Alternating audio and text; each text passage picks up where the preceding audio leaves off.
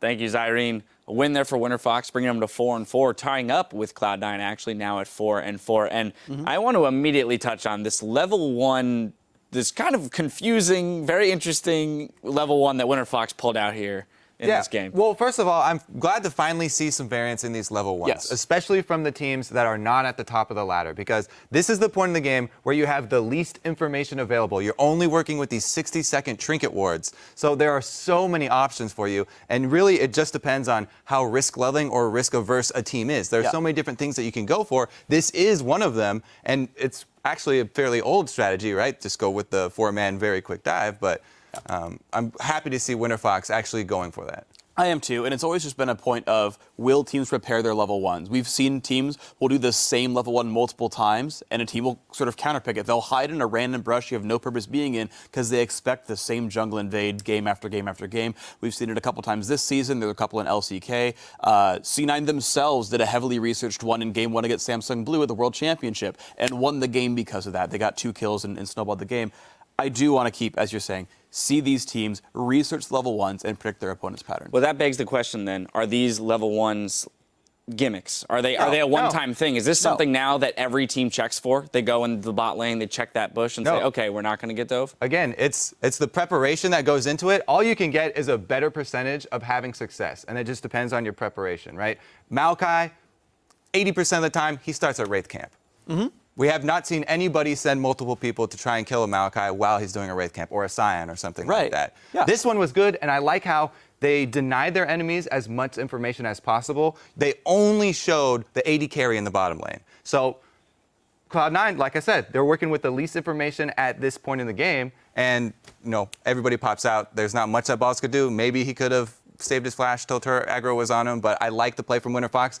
Just turned out they handled the aftermath of it very poorly. Cloud9 once again showing their veteran status and getting a giant experience lead, which really punished Avalon. Yeah, basically these guys stuck around in the lane, right? Top laner gets to go do whatever he wants for a long time, and pretty bad misplays there. So, okay, level 1 ended up being a bit of a wash here. We'll move on to the rest of the game, though. What I thought was really interesting was, so Cloud9, I think they picked in a good composition. The problem to me is they sort of played it wrong as you go farther into the mid game. The big reasons are basically threefold. So number 1, they aimed an engage support ban at Glebe. They got rid of Annie, but they gave him Leona, which is going to fulfill the same purpose with one exception in that Janna is actually good against Leona because you can stuff the Zenith Blade in. It's a good laning matchup. And so they're kind of preparing themselves for this matchup, but they don't play that out. They're not actually disengaging team fights, really, as Cloud9. The way their comp plays out, you've got a caster who can split push, and they know he's going to match into an Ahri, and that's going to be a 1v1 you can win.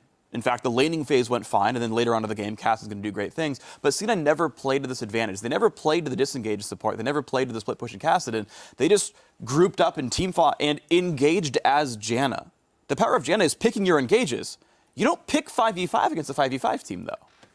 Well, I mean, that's a very good point. We do have a replay, though, of a team fight that very early on went in the favor of Cloud9. So we're going to pull that up on your screen. We're 18 minutes or so into the game.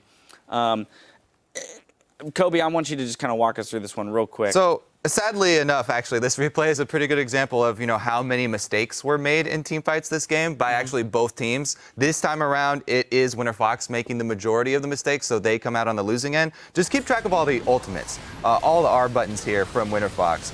Graves actually everybody's going to dodge his ultimate from Altec here as high flashes. I guess Balls take the brunt of it. But then again, Avalon, as they mentioned, he used his ultimate on Lemonation, and those are two fairly big ones from Winterfox.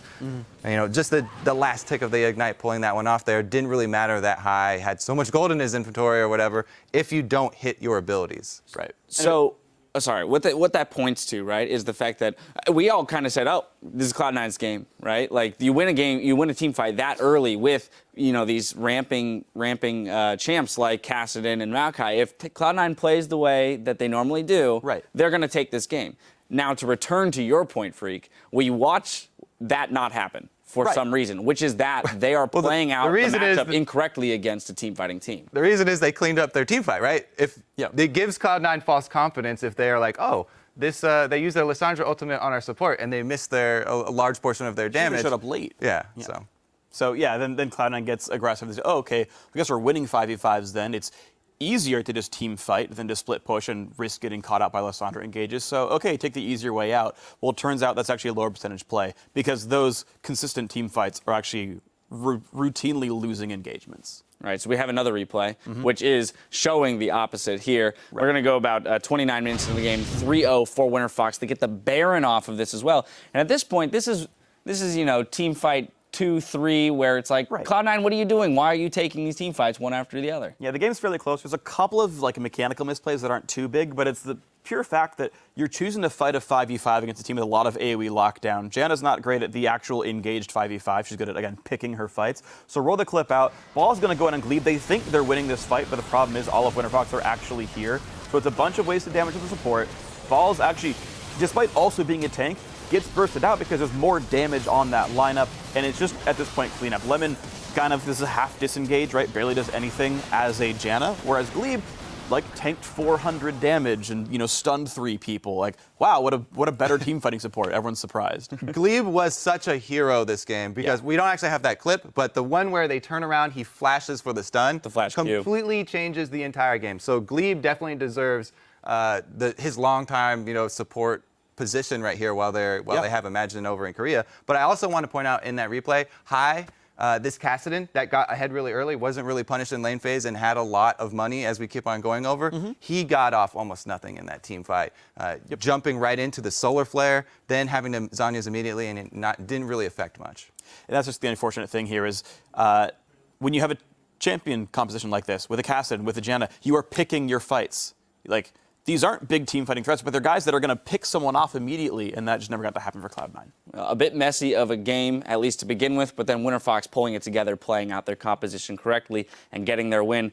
Now, we've got more NA LCS action coming your way. Up next, it's Team Impulse versus Coast, so don't go anywhere.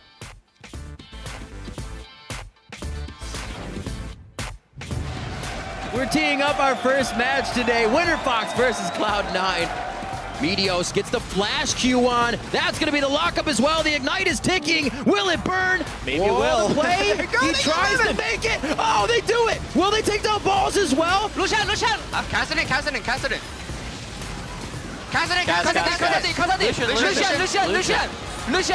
Lucian, keep going. Nice! Solar Flare locks down both balls in Meteos high to the back line. Pobelter now is actually very low. Does he decide to go in? But he retreats, still getting the kill onto high. Winterfox come out huge and take down Cloud9.